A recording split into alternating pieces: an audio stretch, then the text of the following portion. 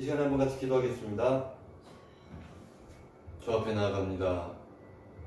저희들의 연약과 어리석음을 뒤로하고 주님의 선하신 얼굴을 배우고자 주님을 바라봅니다. 하늘로서부터 내려오는 무한한 사랑과 놀라운 은혜가 저희들의 삶과 심령과 가정 위에 교회 가운데 충만히 임재하시고 넘치는 주의 은혜와 사랑을 알아서 날마다 주님께 가까이 주님의 마음을 알도록 주님 품에 안겨서 큰 평안과 안식 가운데 거하도록 저희들을 붙잡아 주시고 또 말씀하여 주시옵소서. 예수님 이름으로 기도합니다. 우리 함께 성경 말씀 보시겠습니다.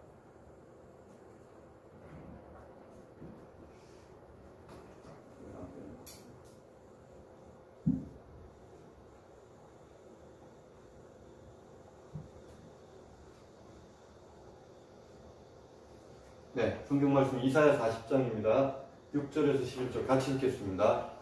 주께서 내 귀를 통하여 내게 들려주시기를 제사와 예물을 기뻐하지 아니하시며 번제와 속죄제를 요구하지 아니하신다 하신지라. 그때 내가 말하기를 내가 왔나이다. 나를 가리켜 기록한 것이 두루마리 책에 있나이다. 나의 하나님이여 내가 주의 뜻 행하기를 즐기오니 주의 법이 나의 심중에 있나이다 하였나이다. 내가 많은 회중 가운데에서 그의 기쁜 소식을 전하였나이다. 여호와여 내가 내 입술을 닫지 아니할 줄을 주께서 아시나이다. 내가 주의 공의를 내 심중에 숨기지 아니하고 주의 성실과 구원을 선포하였으며 내가 주의 인자와 진리를 많은 회중 가운데에서 감추지 아니하였나이다. 주의 여호와여 주의 긍휼을 내게서 거두지 마시고 주의 인자와 진리로 나를 항상 보호하소서. 읽은 말씀을 가지고 너희 하나님을 보라 라는 제목으로 말씀을 나누겠습니다.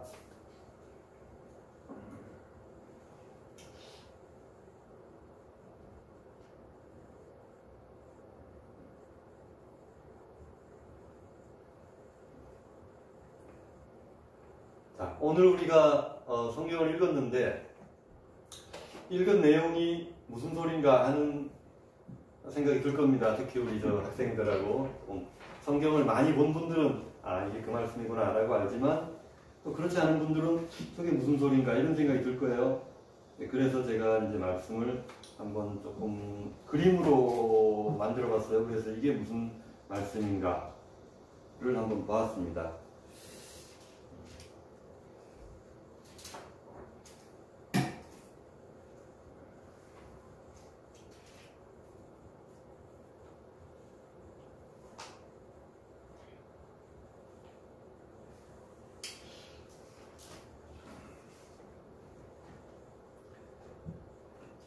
사람들은 말씀을 이제 성경책이라고 생각합니다. 책. 그 책에도 도대체 무슨 얘기가 있느냐. 또 성경을 이제 많이 하는 얘기가 그거예요. 주일날 아침에 뭐 성경책에 있는 먼지를 탁탁탁 털어가지고 그 성경책을 들고 오면서 이제 예배 시간에 앉아요. 그리고 이제 뭐 우리 성경 통독 시작하기 전에 말씀을 펴니다. 펴면은 그게 이제 무슨 말씀인가 이게 나옵니다. 그러면 이제 뭐 읽어요. 읽었는데 이제 뭐 몇 장 몇 절을 찾으세요. 그러면 일단은 그게 어디 있는지를 모릅니다. 구약인지 신약인지를 몰라요. 왜? 잘 안 읽어봤으니까. 근데 저 어릴 때는 그런 걸 했습니다. 뭐 장세기, 출애굽기, 레위기 이런 노래도 불렀어요. 또 예전에는 또 신약 같은 거 마태복음 뭐 이래가지고 제가 이제 어릴 때 성경을 한번 읽어볼 거라고 초등학교 때 성경을 펼쳤습니다. 그런데 족보가 나옵니다. 누가 누구를 낳고 누가 누구를 낳고 그때는 그게 뭐 이름이 남자인지 여자인지도 모르겠어요. 나중에 보니까 남자가 남자를 낳았다고 여자 이름이 빠져있고 여자 이름이 간혹 나오고 그래서 성경이 왜 나에게 필요한가 이런 것들부터 제가 말씀을 드려야 될 것 같아요. 그래서 이게 얘기가 안 되면 주일날 와서 이제 앉아있는 것이 그게 되죠. 그냥 엄마 아빠가 가라니까 앉아있고 또 전날 막 우리 학생들은 100이명백 그렇더라고요. 그 전날 밤새도록 뭘 봐요. 예전에는 우리 때는 뭐 전화기도 다 다이얼 전화기고, 전화기는 이제 집에 거실에 한 대 있고, 그게 답니다. 그러니까 밤에 할 짓이 없으니까 잠을 잡니다. 그런데 요즘은 워낙 폰으로 볼 게 많으니까 요거 이렇게 내리고만 있으면 몇 시간이 지나갑니다. 그러니까 밤에 잠이 안 와요. 특히나 젊은 사람들은 잠이 잘 없는 데다가, 그래서 주일날 예배 시간 되면 이게 그냥 앞에서 이제 찬송은 또 막 불러대는데, 노래를 알면 또 다행인데 잘 모르는 노래는 그냥 뭐 하는갑다 이러고 있다가, 그래서 말씀에 대한 관심 자체가 없는데 제가 앞에 서가지고 말씀이 어떻고 몇 절에 뭐 있고 하면 그런 생각이 들 겁니다. 이 시간이 빨리 지나갔으면 뭐 이런 거, 그런 생각이 들 거예요. 그래서 어떻게 해서 제가 이 말씀을 설명할까라고 했는데, 그 말씀을 제가 연구를 나름 해봤습니다. 어떻게 할까? 근데 설명할 길이 없더라고요. 그래서 이게 아마 창세기부터 처음부터 들어가야 되지 않나, 그 생각을 합니다. 처음에 하나님이 천지를 창조하십니다. 여기서부터 또 부딪혀요. 이게 무슨 문제냐? 우리는 또 학교에서 진화론을 배웁니다. 그러니까 진화론을 배우면 이제 우주에 뭐 빅뱅이 일어나가지고 거기서 뭐가 이렇게 떨어져 나와가지고 빅뱅이로 이런 데는 뭐 태양계에서 뭐 떨어져 나온 게 지구가 되고 막 이렇게 합니다. 거기까지는 또 안 해도 뭐 처음에 무슨 아메바라든지 이런 조그만 생물들이 이제 뭐 어류로 진화하고, 어류가 양서류가 되고, 양서류가 또 육지에서 걷다 보니까 포유류가 되고, 포유류가 또 뭐 원숭이처럼 이렇게 되고, 그게 또 사람이 되고 막 그렇습니다. 그런 걸 배우는데 창조론에 대해서는 또 생소하거든요. 기독교 국가들은 대체로 보면 창조론과 진화론을 같이 가르치기도 합니다. 미국 같은 데는.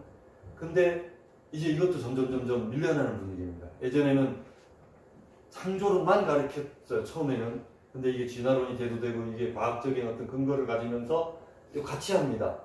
그리고 요즘 청소년들도 많이 듣는 게 뭐냐면 UFO 얘기입니다. UFO가 나오면서 외계인이 있다, 뭐 ET가 있다 하면서, 그러면 우리 말고도 또 다른 인류가 있단 말이냐, 이렇게 되면서 하나님의 창조의 유일무이성이 훼손되기 시작합니다. 그래서 UFO를 봤다는 둥, 우리나라에서도 뭐 아주 잘 찍힌 게 있다. 할머니가 마당에서 뭘 이렇게 하는데 고추를 넣는데 거기 뒤에 찍힌 게 있다는 둥 하면서 외계인과 UFO에 대한 얘기가 또 엄청나게 나옵니다. 진화론, 외계인, UFO 하면서 그런 얘기에 사람들이 피가 솔깃하고 관심이 있고 재미가 있지, 하나님이 뭐 태초에 사람을 만들고 아담과 하와가 뭐 사과를 먹다가 뭐 걸려가지고 이게 뭐 그런 얘기는 그냥 마치 단군 신화처럼 막 그런, 별로 그게 신빙성이 없어 보인단 말입니다. 그런데 이제 그런 어떤 그 학설이라든지 무슨 뭐 이런 얘기는 좀 넘어가고, 삶에서의 문제들은 이제 또 제가 짚고자 합니다. 뭐냐면 학생들이 제일 관심 갖는 부분이 뭐냐면 공부 부분하고 진로 부분입니다. 그런데 공부를 잘하는 집은 조금 한숨 돌리죠. 왜? 열심히 하니까 어디라도 대학 붙겠지. 또 대학 어디라도 나오면 어디라도 취직을 하겠지. 근데 그게 옛말입니다. 그게 1, 20년 전이고 요즘은 그것도 안 그래요. TV를 보니까 서울대를 나왔는데 취직이 안 돼가지고 막 그래요.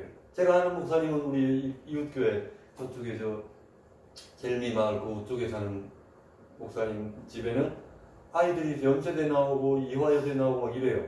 그런데 둘 다 취직을 못합니다. 그래서 제가 속으로 처음에 굉장히 불효했습니다. 연세대 나와가지고 막 파리를 자기 혼자 한 달 살기 위해서 갔다 왔다는 얘기 들으면서, 와, 우리 집 아들은 제주도도 이제 겨우 갔다. 그나마도 뭐 저는 제주도 신혼여행 처음 제주도 갔으니까 그게 자꾸 세월이 변하는데 소비 수준은 늘어나는데 수입은 또 안 되니, 소비와 수입의 불균형이 생기니까 이제는 애기 안 낳겠단 말이에요. 왜? 낳는데 돈 들어요. 키 하나도 취직이 안 돼요. 뭐 학원벌이 가려면 어찌 김미경이라는 그 유명한 그 스피치 하는 사람이 말하더라고요. 저는 김창호 씨가 제일 유명한 줄 알았는데 더 유명한 사람이 있더라고요. 김미경이라고, 인물은 좀 못났던데 말은 잘하더라고요. 얘기하면서 남자가 40, 50이 되면 할 말이 없다. 무슨 얘기냐 하니까, 예를 들어서 한 400 정도 버는 집안이 있다 칩시다. 평균 그게 임금인가 봐요. 그런데 애들이 있으면 애들 교육비로 다 들어간단 말이에요. 학원비로 들어가고 뭐로 들어가고 하면서 이게 애들 밑으로 들어가고 나서 남자가 40을 넘기고 50 가까이 되고 50줄에 들어서면 빈털터리가 된다 이겁니다.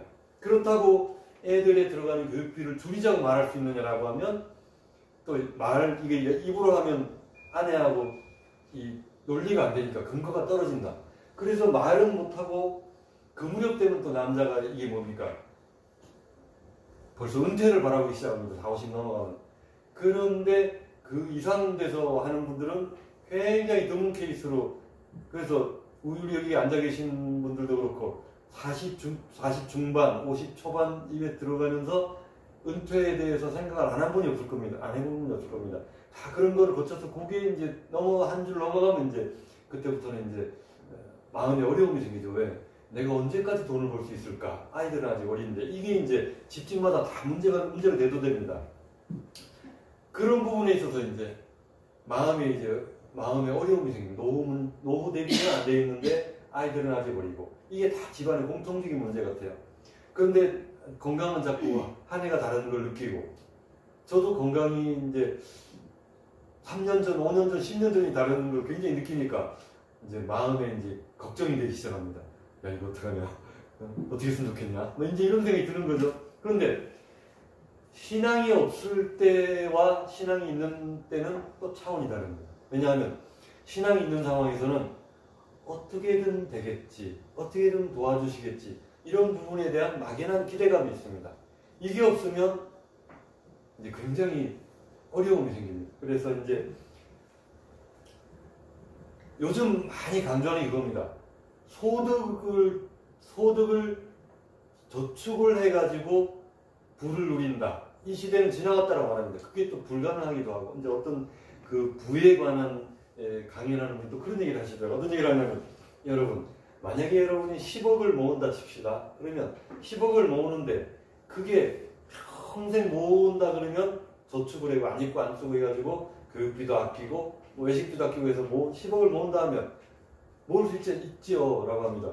저는 거기가 깨웠던 데서인데 모을 수 있다라고 하더라고요. 이럴 수 있는데 평생 그것만 모으면 별로 의미가 없지 않느냐, 사는 게.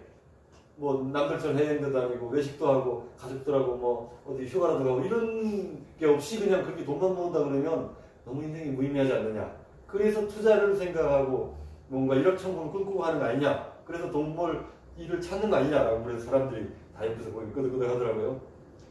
그러니까 현실적으로 우리가 바라보는 어떤 그 주변의 사람들이 살아가는 생활 수준, 외제차 타고 다니고 해외여행 다니고 뭐 가족들하고 막 어디 뭐 휴일에 외식 다니고 이런 어떤 수준은 우리의 소득 수준을 한참 넘는단 말입니다. 억대 연봉 돼야 이제 그게 뭐 소득도 되고 뭐 저축도 되고 뭐 여유도 가지고 그런 거지. 그 소위 말하는 그 사회 평균 연봉 가지고는 이게 짜친단 말입니다. 그러니까 이게 문제가 생긴단 말입니다. 그러니까 기대치와 삶이 다르니까 이게 이제 그럼 어쩌란 말이냐. 그래서 이제 한때는 우리가 그 새마을운동하고 경제가 막 눈부시게 발전하고 이럴 때 막 제 대학 다닐 때는 뭐 하다못해 동석이라도 하지 뭐 이런 얘기도 있었고, 또 저희 어머니는 안정적으로 가라. 너는 성격도 차분하고 대인관계도 이렇게 막 원활하고 못하니까 그냥 선생해라 선생. 근데 저는 이제 지금 그 생각이 들어요. 야, 그때 그 말을 들을 걸. 지금 내가 공무원 갔으면 지금쯤 그 호봉이 얼마고, 또 그때 교사로 했으면 지금쯤 안정된 이런 생각이 들어요. 근데 어떤 목사님이 설교 때 그 얘기를 딱 하시더라고요. 내가 하나님 섬기기를 선택 안 했으면 그 길에 대한 얘기를 일침을 탁 놓더라고요. 그 유명한 분이더 이창수 목사님과 그분이 그래요. 일침을 놓으면서 자기도 그런 생각 했다는 거죠. 근데 그분이 또 그 얘기만 하신 게 아니고 다른 분도 그 얘기 하시더라고요. 그 자기 아내가 뭐 어쩌고 하면서 사모 안 됐으면 하는데 그 얘기예요. 그러니까 내가 하나님을 섬기지 않았더라면 하는 거는 하나님이 나의 인생의 길에 대해서 이렇게 얘기하신 것을 전적으로 부정하는 말씀이다. 그래서 그 듣고 보니까 그 얘기 그래요. 아, 그렇지. 누가 저한테 묻더라고요. 당신은 하나님을 위해서 뭔가 크게 포기한 게 있느냐? 제 인생을 싹 훑어보는데 없어요. 뭐 하나님을 위해서 내가 뭘 포기하고 뭐 내가 뭔가를 뭐 하나님께 드려보려고 막 몸부림치고 한 적이 있느냐는 별로 없습니다. 없어요. 근데 저는 초입에 드렸거든. 이미 그냥 받으세요. 다 제 인생을 드리겠습니다.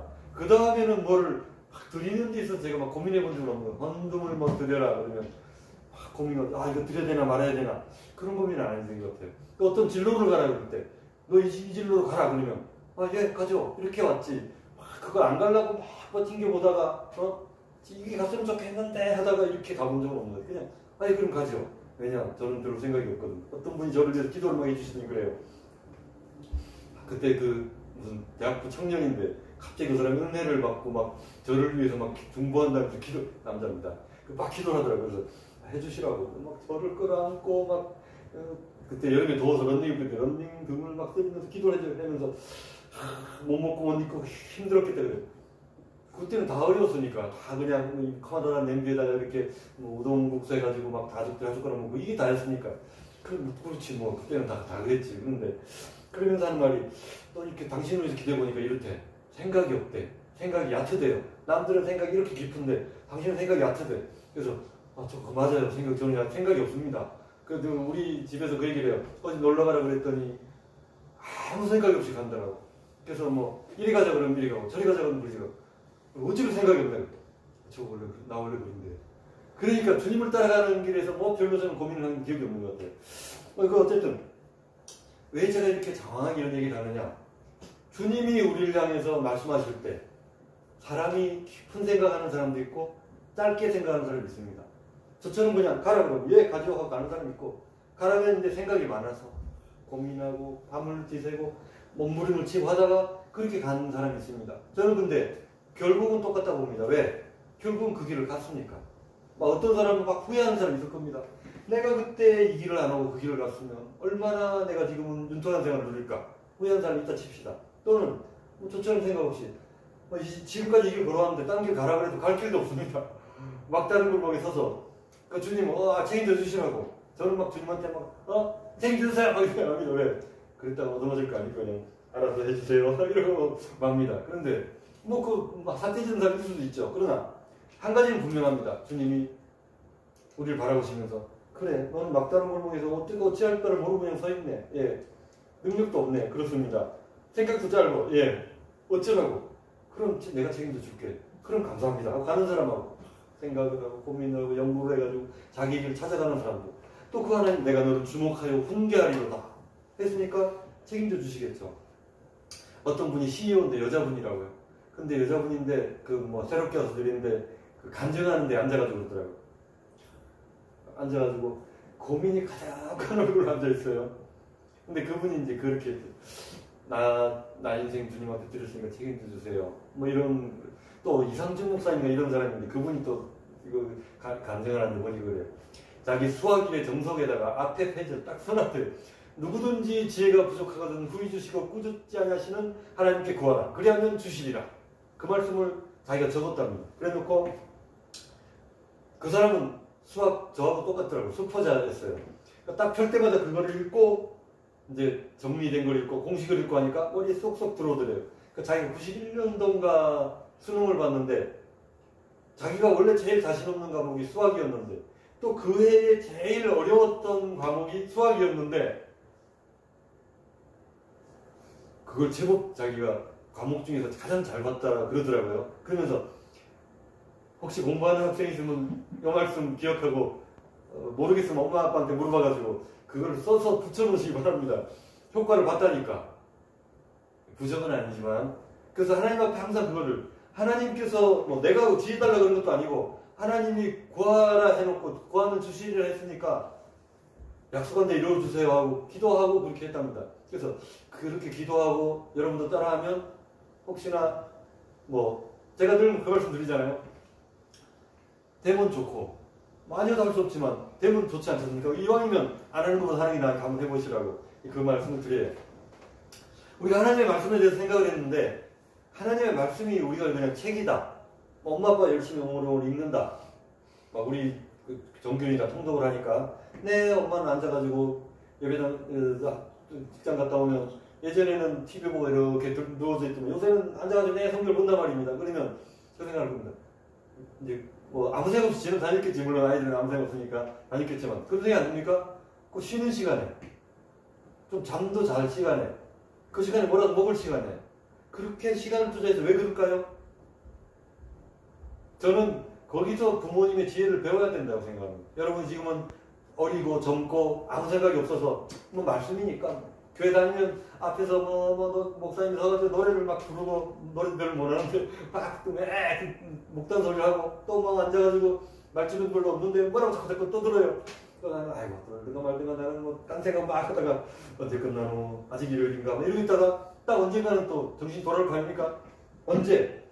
인생의 위기가 닥칠 때, 인생의 기로에 놓일 때, 수능이 앞에 있다든지, 아니 결혼을 해야 되는데 저 인간이 내를 평안 행복하게 해줄 사람인지, 아니 또 취직을 해야 되는데 취직이 또 안 되지 않습니까? 저는 이제 그런 부분에 대해서는 확신이 있어요. 왜냐하면 지금까지 주님이 우리를 인도해 오셨더라고요. 지금까지 우리가 살아오면서 저는 항상 그래요. 오늘이 가장 베스트 데이다. 왜? 지금까지 내가 살아오면서 가장 좋은 걸 지금 갖고 있어요. 지금까지 살아오면서 가장 좋은 음식을 지금 먹고 있어요. 지금까지 살아오면서 가장 좋은 집에 살고 있어요. 지금 하여튼 과거를 뒤돌아, 과거가 워낙 또 밑바닥이기 때문이겠지만 그 모든 걸 다 비교해 봤을 때 지금이 가장 좋은 시간이에요. 그래서 제가 주님께 기도했습니다. 하나님, 요즘 여름 들어 참 좋네요. 살아오면서 제일 행복한 시간입니다. 그러나 주님, 이 행복이 언제 깨질지 몰라서 좀 불안합니다. 그런 기도를 했어요. 그러면서 이제 기도를 다시 했습니다. 하나님, 이 행복이 사라지지 않도록 도와주실래요? 제가 이렇게 담담하게 말하지만 정말 이건 피맺힌 기도입니다. 저 나름에는. 저는 말씀드렸죠. 생각이 별로 없는 사람이니까. 눈앞에 것만 좋으면 되니까. 근데 제 마음가운데 그런 생각을 주셔요. 왜 지금 거로 만족하냐고. 앞으로는 넘어서 지금보다 훨씬 좋은 미래들이 펼쳐져 있고 네가 상상할 수도 없는 놀라운 것들을 내가 준비했는데 왜 이런 정도로 만족하냐고. 이 정도가 좋다고? 이렇게 물으시는 것 같았어요. 물론 제 귀에다 대고 내가 너를 위하여 너의 미래를 향한 나의 생각은 내가 하는 재앙이 아니라 평안이요 장래의 소망을 주려는 생각이라. 그렇게는 말씀 안 하셨어요. 그러나 제 마음 가운데 생각에 저 이 정도로 만족한다고? 그릇이 참 작네. 그릇이 작네라고 하지 않았어요. 앞으로는 더 좋은 게 있을 텐데 그게 기대되지 않니? 뭐 이런 식의 느낌을 받았습니다. 근데 그게 그냥 저 혼자, 제가 혼자 그냥 과대망상에 빠져가지고 저 혼자 제 생각으로 하나님을 만들어내가지고 하나님 음성이 들리는 것처럼 미쳐가지고 그런 거라면 여러분이 지금 여기 앉아있을 필요 없습니다. 그러나 그게 만에 하나, 백에 하나, 천에 하나, 만에 하나라도 정말 하나님이 나를 향한 뜻이라면 여러분 이 말을 들었을 때 손해보는 장사는 아니겠죠? 어때요? 이 허무맹랑해 보이는 또는 뭔가 듣다 보니까 그럴 것 같기도 한 이 제 말에 대해서 배팅해 보시지 않겠어요? 뭘 배팅합니까? 인생을 배팅해야 돼요. 저는 말씀드리지 않습니까? 고등학교 1학년 때나 2학년 때 수련회를 갔어요. 갔는데 왜 수련회를 가게 됐느냐? 수련회를 기도원을 갔어요. 왜 기도원을 갔느냐? 중3 때, 중3 저 때는 그때 중3 때도 그 시험을 봤거든요. 시험 때 저희 아버님 몰래 알면서 가면 혼나니까 수험생이니까 친구랑 손잡고 둘이 버스 타고 갔습니다.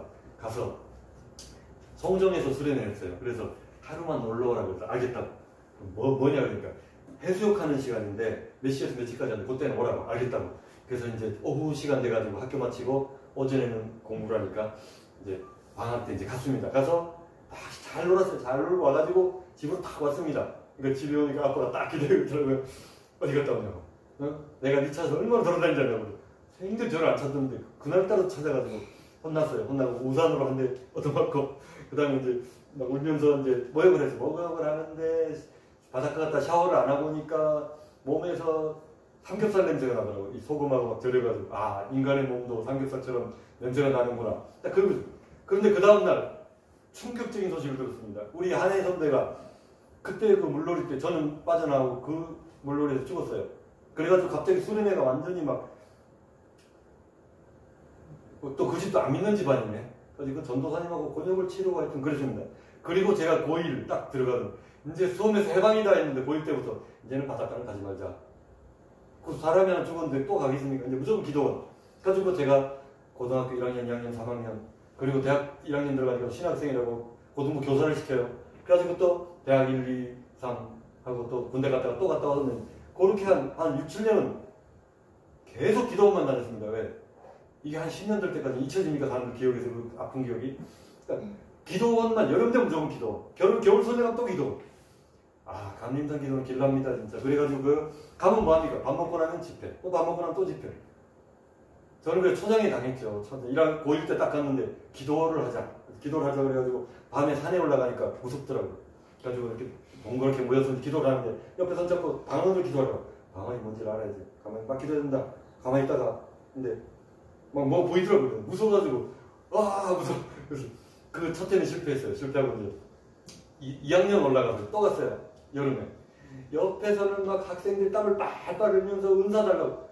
은사를 왜 받으려고 그런지 모르겠지만 달라고. 저도 기도했습니다. 주님 저도 하나 주시소. 그러고 있는데 헌금을 돌려요. 근데 우리 집안 뭐 특별히 뭐 부잣집은 다 용돈도 가져간 것도 아니고 남들 다 헌금도 저는 돈이 없어요. 그래서 이제 헌금 기도 얼마 하는데 제가 손을 기도해요. 하나님 저는 뭐 돈도 없고 드릴 건 없네요. 못 받으세요. 딱 그랬는데 그때 딱 코를 깬 겁니다. 헌신기도. 여러분도 헌신기도 다 했죠?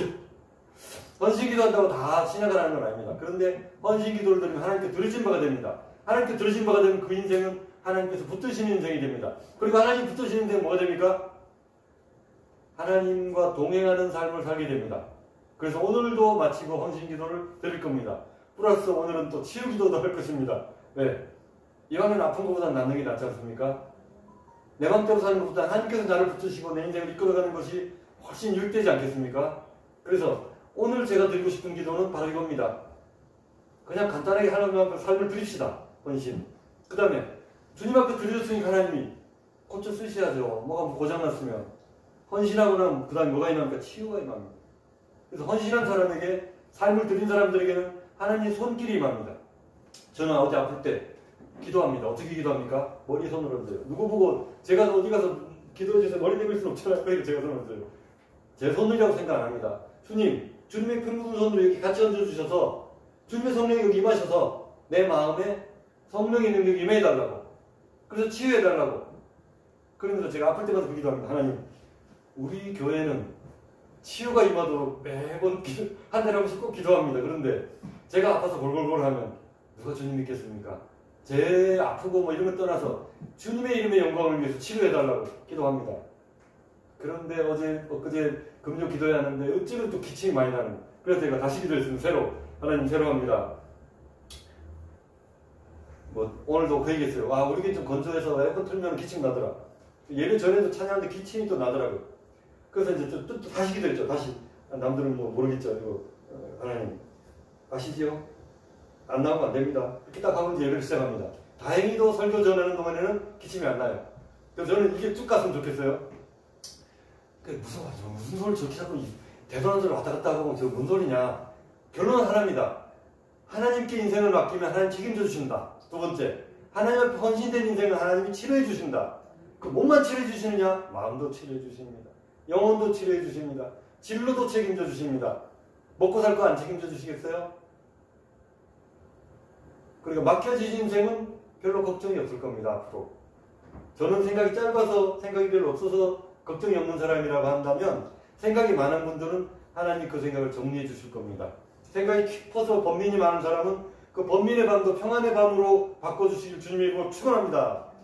그러니까 전도사 때 주님으로 축원합니다. 그러니까 나중에 불더라고 당면에서 에이 전도사님인데 아직 안수 안 받았으니까 축원합니다. 쓰지 마세요. 안 돼. 그 이유로는 안 썼습니다. 그러나 제가 목사가 되는 순간 짠. 그 다음부터는 막 쓰고 싶어요. 왜? 이게 축복이잖아요. 누가 해주면 어때요? 받는 사람이 아멘을 받으면 축복이지. 저는 그렇게 생각합니다. 제가 여기서 막 떠들어도 막 뭐랄까 말도 막 어느라고 그렇잖아요. 그런데 그 말씀이 떨어졌을 때 저는 그게 하나님 말씀이라고 생각합니다. 말씀의 씨앗이라고 생각합니다. 저만 그렇게 생각인 줄 알았더니 누가 기도해보고 그 말씀 해주세요. 아 그분 말씀의 씨앗이 마음에 떨어져 있더라고. 그거 제가 했나요? 아닙니다. 제가 막 떠들어대는 동안에 뭔가 주님이 옆에서 살짝 던지셨겠죠? 들어갔겠죠? 기도할 때도 마찬가지입니다. 제가 여러분 나오라 그래 기도해드리지만 뭐 제가 손 얹어서 혈육이 있으면 제가 능력자죠. 그러나 저는 그냥 통로에 불과합니다. 제가 여기 서 있지만 누구의 이름으로 서 있습니까? 주님의 이름으로 서 있습니다.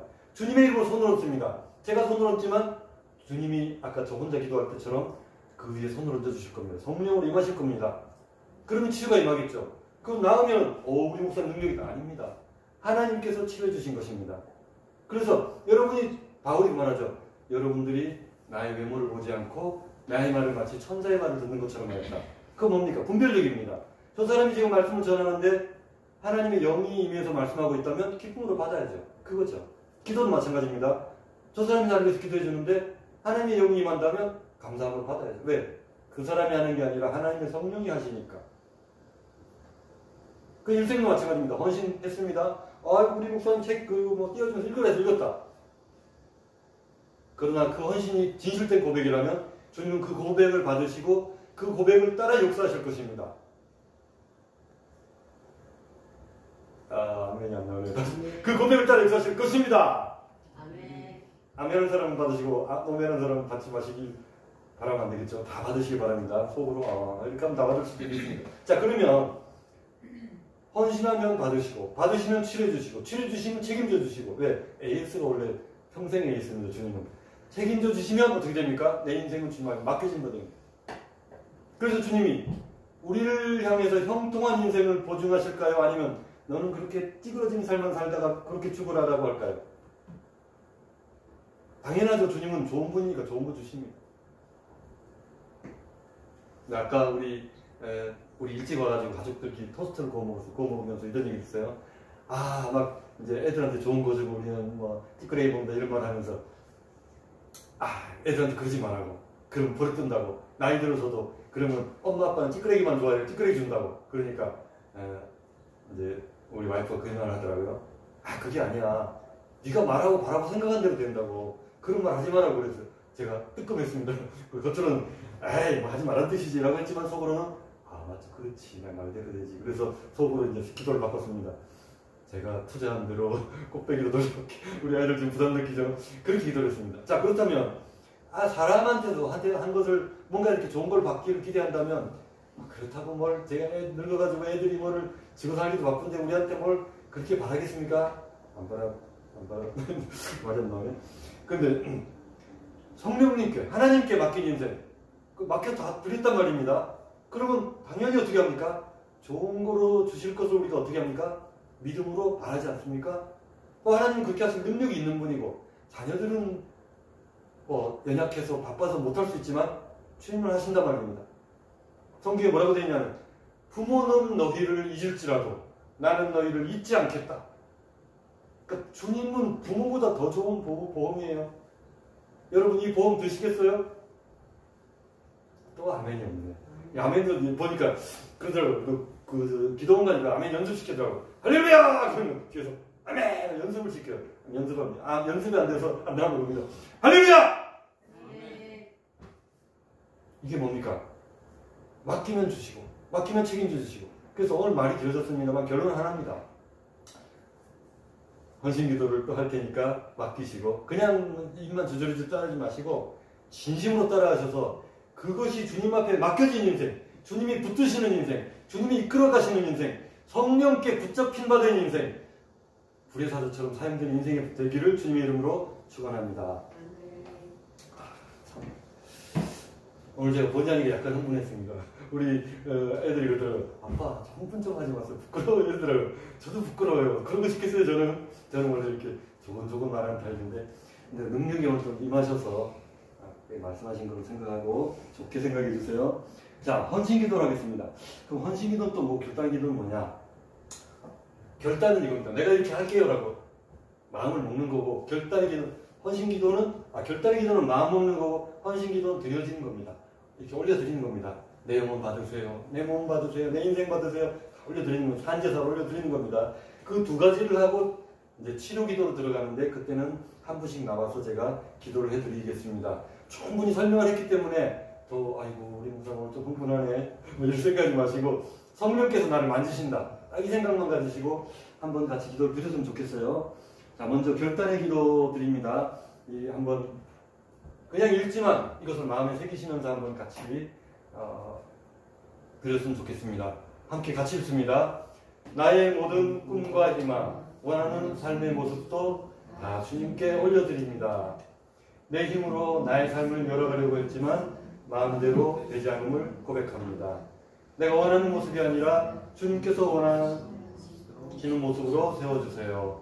헛된 것을 바라보며 시간을 낭비하는 삶이 아니라 주님이 원하시는 길로 달려가게 도와주세요. 오늘도 나의 마음과 생각과 뜻을 붙드시고 원하시는 길로 인도해 주세요. 그래서 하나님과 사람이 보기에 아름다운 모습으로 변화시켜 주세요. 예수님 이름으로 기도합니다. 아멘. 자, 결단의 기도를 드렸습니다. 자, 이번에 헌신 기도 한번 드리고 이제 치유 기도로 넘어가겠습니다. 같이 읽습니다. 아버지 하나님, 지금 내 마음에 오셔서 성령의 인치심을 믿습니다. 광야에서 이스라엘 백성이 할례를 받음으로 정결한 주의 백성이 된 것처럼 내 마음을 주께 올려드립니다. 성령의 불로 내 마음과 몸의 모든 더러움과 수치를 씻어주시고 예수님의 십자가 보혈로 정결하게 하여 주시옵소서. 성령의 치유하시는 강물 속으로 나의 영혼이 달려갑니다. 씻어주시고 치료하시고 싸매어 주셔서 주의 정결한 자녀로 거듭나게 하여 주시옵소서. 내 마음과 생각과 삶의 모든 부분을 주님 앞에 올려드립니다. 온전한 번제로 나의 몸과 마음을 주께 헌신합니다. 향기로운 제사로 받아주시고 하나님의 형상을 닮은 주의 자녀로 살도록 변화시켜 주시고 인도하여 주시옵소서. 예수님의 이름으로 기도드립니다. 아멘. 예, 이어서 치유 기도 드리겠습니다. 치유 기도 드리고 제가 축도로 기도 예배를 마치겠습니다. 한 분씩 나오셔서 기도하시겠습니다. 다 같이 기도합니다.